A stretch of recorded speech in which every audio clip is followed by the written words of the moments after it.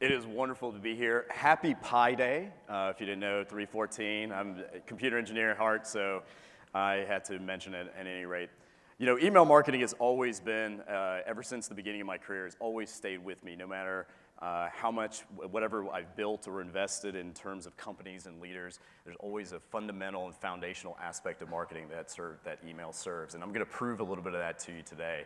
So I'm going to try to keep us in time and time checks, but so I hope you'll keep pace, keep the cameras ready, and we'll get started. I sold my company late last year, so I'm still keeping the brand, and because entrepreneurs do eccentric things, and that's one of mine. But quite frankly, I feel like we're still on this mission, and this mission was, how do we help growth leaders navigate very complex decisions? And the work and the platform that we had built and sold was basically mission control versus meets boardroom. And the lesson that we learned about, that came away from this, that I was enlightened and validated about, was the fact that marketers are actually geniuses. There is a genius level intellect that is at heart. And I'm going to prove that to you today. And I want you to take that with you as you think about the rest of the conference. And one of the reasons why you have this genius intellect is because you have to look at charts and graphs like this. If you've not seen this before, this is Scott Brinker's marketing technology landscape. And it maps out all the marketing tech that is in the ecosystem today. And he's a wonderful guy. We consider him the godfather to the space. This is 6,829 different companies, and that was last year. And we're working on the one for next year. But the interesting thing about this is there's this story, this narrative about this entire space where you hear people say it's going to consolidate, it's going to consolidate, it's going to consolidate, and it never has. And for the last decade, we've gone from 150 all the way up to 7,000. I've been honored to help him for the last couple of years because I just love this space so much. And there's a couple of reasons for that, and this is what we're going to kind of dive into a little bit as well. One of those dimensions is what I call customer resolution. So a decade ago, when there was about 150 MarTech companies in the landscape, we were so customer obsessed and we wanted to know more about the customer, but the data just wasn't there. We didn't either have the technology to harvest it, the marketplaces and social networks that we take advantage of today. Those things were not there at that particular point in time. But as things evolved and as we pushed the limits about how much we wanted to develop a good relationship with our customers, and they also reciprocating in terms of what they want, the landscape continues to grow. The scope of marketing continues to grow. And so this is no surprise that a lot of these trends that are going on for the next couple of years relate to basically this canyon of technology and narrowing the scope of that so that we can ensure that the emotional connection we want to make between our brands and our customers comes to full fruition. I'm going to dive into a couple of these with you today. So obviously, everything starts with people. And I think the pendulum is swinging back. Technology was a competitive advantage, but because a lot of it's been democratized, we do still have some innovations and advancements, but it's going to slow over the next couple of years because we're going to swing back in terms of meeting the needs of people, human to human, even the B2B, B2C space. We're talking about making connection, real relationships. And there's 3 C's, the customers, the community, and the collaboration that goes on. And the reason for this impetus is because we aspire, Tom Fishburne illustrates this well. We aspire for this customer experience, this wonderful customer experience, but we end up with sometimes, or customers end up with, this very disconnected, disjointed, siloed approach. And this is the other reason why we're going to see more of marketing scope grow. And this is the other dimension. So on one dimension, we see an incredible resolution increase in reach in how much we want to know about the customer and how many customers we want to have. But also, marketing's scope is growing within an organization as well. For those of you in B2B, you've probably heard the whole marketing and sales alignment discussion. That's been around. It's called B2B marketing, actually. But it's, there's other terms for it. But now we're expanding into now working with legal teams for privacy. We're working with financial, the CFO and the controllers in terms of being able to justify returns, create predictable revenue. We're working with product and operations so we can be more agile in terms of how we serve our customers. And this is going to be an incredible push and drive moving forward. Now, layer on top of this, I'm actually going to be speaking about this to Berkshire Hathaway in Omaha. It's going to be awesome. I'm really stoked about this, meeting one of my heroes, maybe. But what is the company's worth nowadays in a digital asset or an asset-light economy that we live in, or a sharing economy that we live in? What is the company's worth? And what it comes down to and boils down to now is the ecosystem of people that you are continually developing those relationships with. The team, the partners, the advocates, and customers, of course, but they all have a resiliency when things go awry or when things are going well, they have a magnifying effect, and that is exactly what's going on. And so what I tell you, a lot of marketers nowadays, and where your head will be or what you might be aspiring to, and I have this very optimistic view of where marketers are going today, is to think like a CEO. I did this, I've been cataloging these traits for investing and elevating leaders in companies as well, and these are some of these growth traits that I've written about. But the first one is think like a CEO.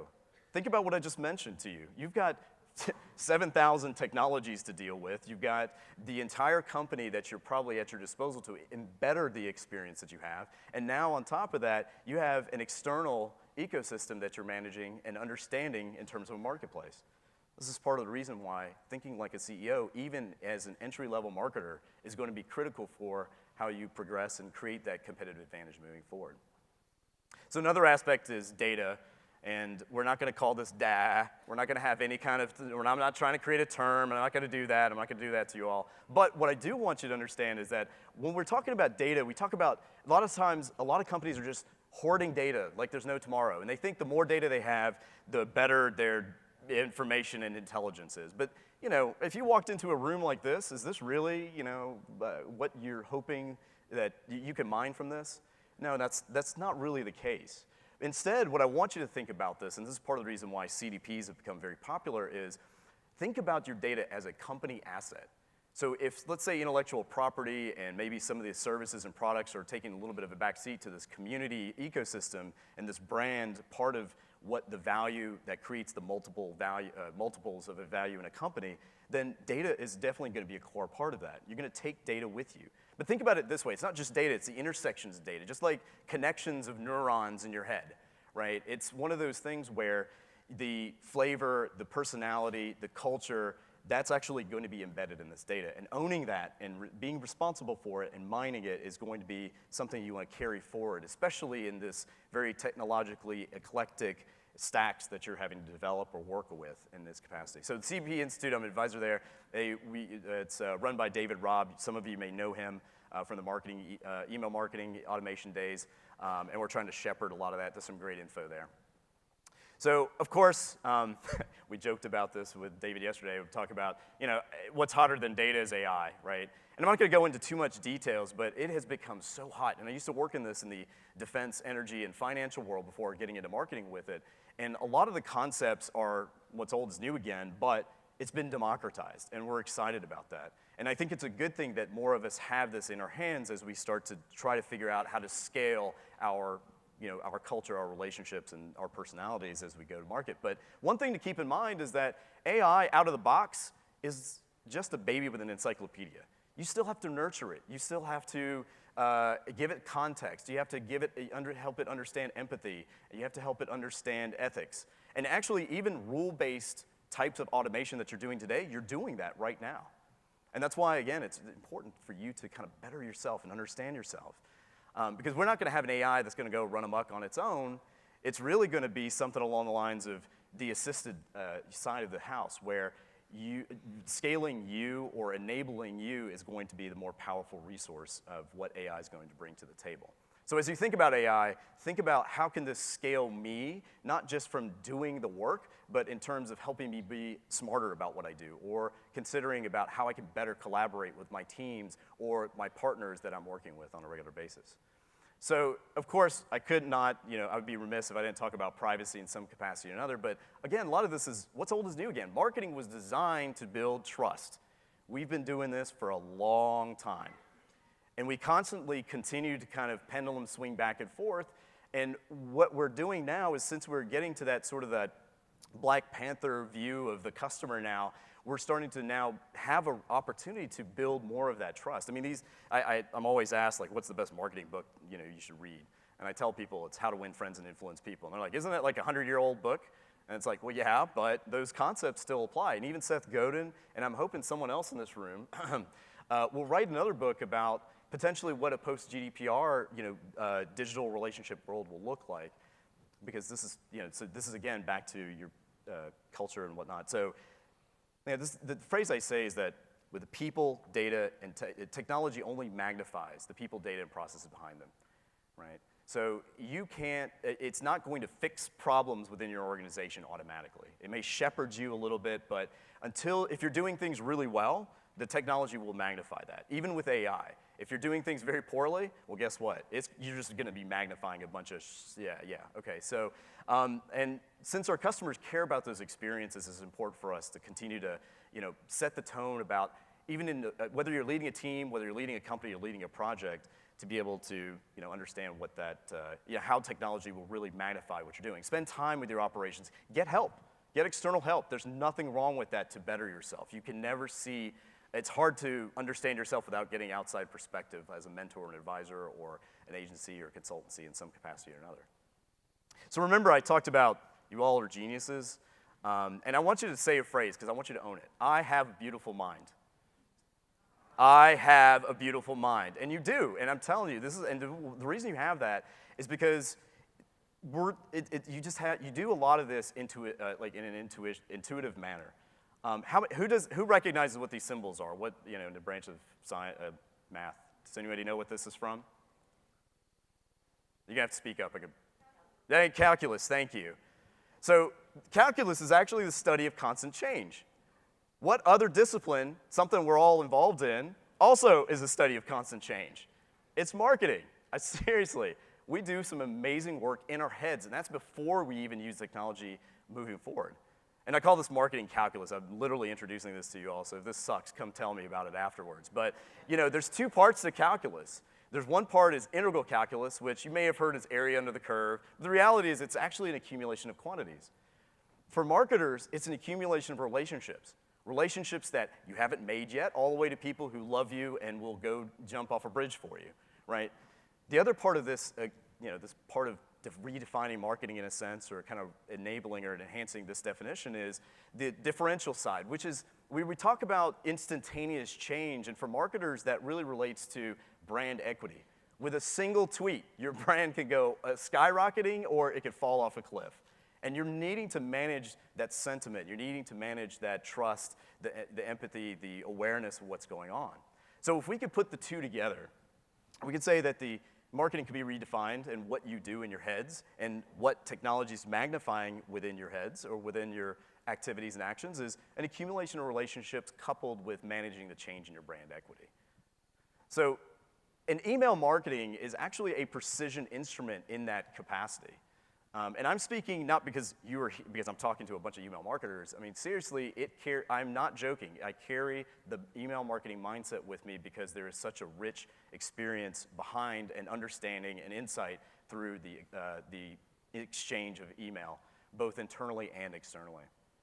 So if I can leave with you anything is, if you're overwhelmed with technology and you're trying to figure out what's going on, take a deep breath.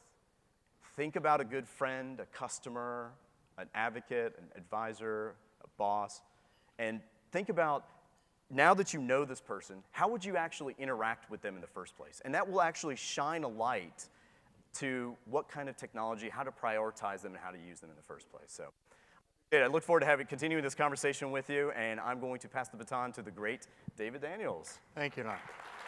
Thank you very much.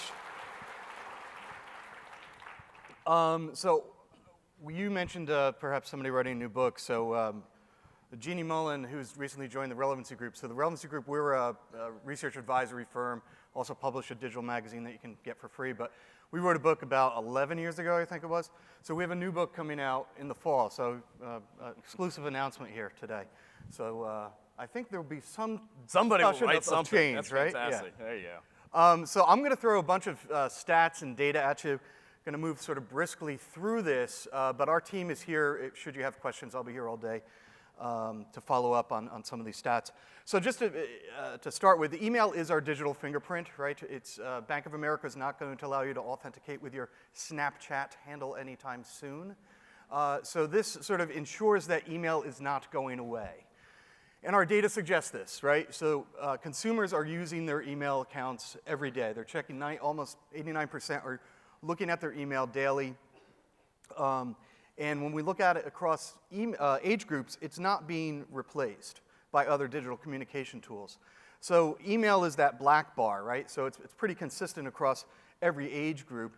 And then you'll see Facebook, Twitter, Snapchat, of course Snapchat, popular with the Gen Z sort of types down there, the 13 to 18-year-olds, 19 to 26. But this just goes to show you that it's not being usurped by another channel. Recently, the Wall Street Journal published a story that made up for what they said, I think 6 years ago when they said email was dead, and we all were like, what? And then we started having conferences and rallies and, stormed Wall Street with, maybe that was a different movement. But anyway, we were upset. But they published a piece about a month ago that said, hey, invest in the next new digital channel, email, right? So we're back, baby, right? We really never went away. So as we look at also what matters most is transactions and driving purchases, email is also dominating in that way. So just want to focus on sort of two bars here, right? The gray bar is the most important as you look at that, the one to the right. Also the red bar. So the red bar is I subscribe to email marketing offers. And then the gray bar is I actually converted in that channel from an email marketing offer. And when you look at the other channels, which are the social offers, right, and as well as mobile. Now mobile, as we know over the last couple of years, has become very important. Up to 80, 90% of people are triaging, looking at their email on their mobile phone. Adobe's statistics over the fourth quarter during holiday, something like 52% of all holiday purchases came through the mobile channel. We know that 37% of consumers tell us that mobile is their primary email inbox, so it is their view to the world. So as you think of the content here today at the conference, and I know it's going to be a discussion on being mobile friendly and ready, that's a very, very important topic. So what is, if email is rising in adoption and not going away, what is going away? Facebook, right? So this data indicates that while it's a bit of a push, you can see here the number of people that are joining Facebook or social networks, but also there's a similar number of people that are no longer using it, and it sort of skews younger, which is interesting, and I think part of that is because they found out that mom and dad and grandma are on Facebook, and it's like, what? So here are some real stats. These come from executive survey. We do executive surveys almost every other month. The 2019 data will be published next month, and we expect this trend to continue. So on average, 23%, or email is making up for the revenue contribution is 23% across the board. So we're moving the needle. The other thing that I just have to sort of say, and I know there's some fantastic deliverability vendors and deliverability experts here, we've sort of seen deliverability bottom out. It hasn't really moved much. Our data suggests that it's about 88% as far as the inbox rate. So what is happening, though, year over year, is that the revenue from those emails, the average order value, it has increased. So email's working harder, right? We're getting better at creating individualized and personalized experiences. So I'm going to jump into these few trends of what we see coming up for 2019. So first thing is identity reaching critical mass. Now, you mentioned CDPs, and we published we know David very well, and we published a CDP Buyer's Guide. We're in the midst of our second annual guide on that. But we've seen the adoption of those people that are doing identity matching. In 2019, it'll be north of 60%. So what we're talking about here is taking that email address, again, that digital fingerprint that we have, and tying it to other identities and other channels. So taking known from unknown, tying them to device IDs so that we can creepily follow people around the world. No, there's tremendous benefit to this. So how frustrated are you when you've just purchased that lamp and then you go on the web and you see that ad for the same thing you just purchased, right? So one of the benefits of this is that suppress that ad, show them something else. So it's really creating a full identity picture, but that's just one of the benefits. It's really getting to an individualized experience. And that's one of the other trends that we're seeing right now is the rise of individualization. So for decades, we've been talking about the notion of one-to-one marketing. Sort of hard to do at scale, but we're now entering the age where we're able to do this, and it's sort of driven because of what we're calling opportunities enabled by velocity. So real-time data. Year over year, the number of email marketers that are integrating 3 or more systems is up 25%. So people are integrating more data into their email systems. But real-time data is becoming easier to utilize than finding that old CRM data where you might have to get IT or somebody else involved. Because this real-time data, as we say in marketing, the best predictor of future behavior is past behavior. And this past behavior now is seconds, minutes, hours, a day old.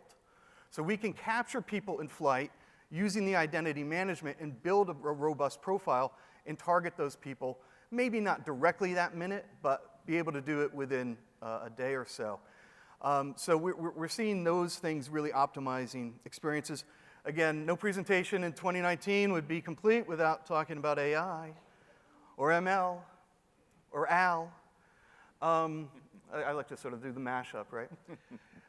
So truly, though, it's driving not only efficiency for creating those personalized or individualized experiences. And again, it's not black box. You've got to be able to work with vendors where you can look at the algorithm, bring your own algorithms, test those against each other.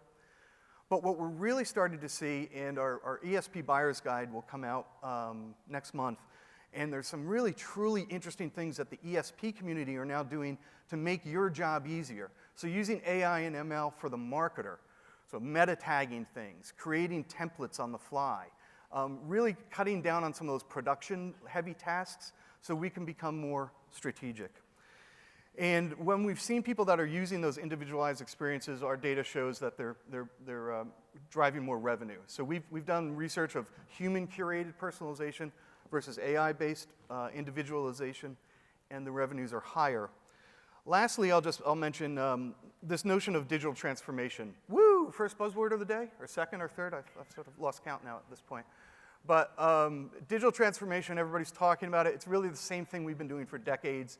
We just sort of have a category name to it. But what's happening in this, and I think Brightwave's a great example of it, is what we're seeing is a need for compliance.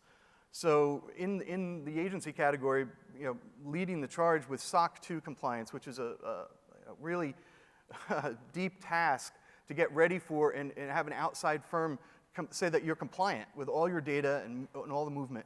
Unfortunately, there's been so many breaches and things like this, so we see this as a big trend this year, that people are going to be asking for help or bringing in outside experts and certifying that the transformation that you're doing and the data that you're slinging around is actually compliant. Because we're certainly seeing state-based legislation, the privacy law that's underway in the House in California. It's sort of like a mini version of GDPR for California residents. We're going to see more of that nationally before we see anything come out of DC.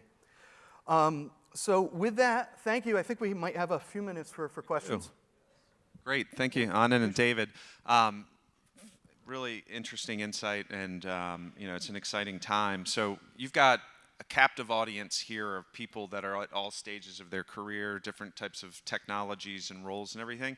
What would be the #1 piece of advice that you'd give everyone here to either advance their email program or their career, understanding that there are a lot of decisions to make and that there's a lot of budgets to go grab? So where do these folks start?